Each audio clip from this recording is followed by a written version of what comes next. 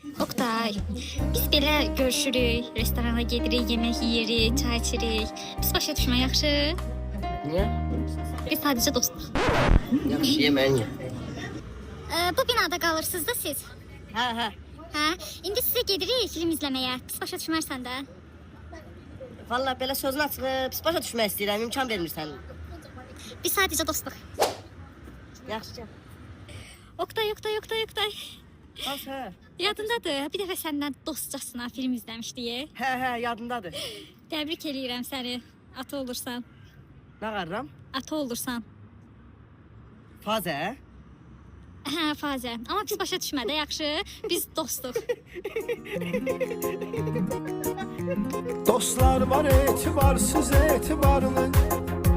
Çok dostu olan kes sayılır varlı.